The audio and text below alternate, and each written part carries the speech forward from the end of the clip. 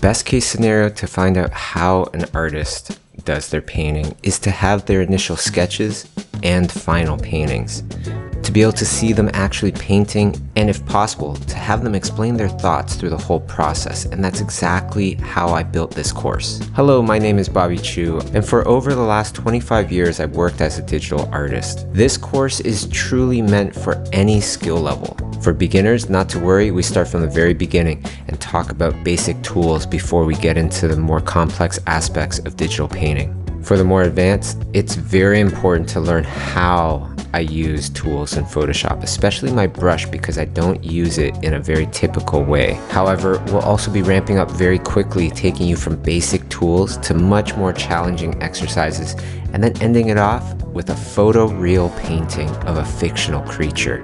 Are you ready? I know I am. Come on in and let's paint. Only available on schoolism.com.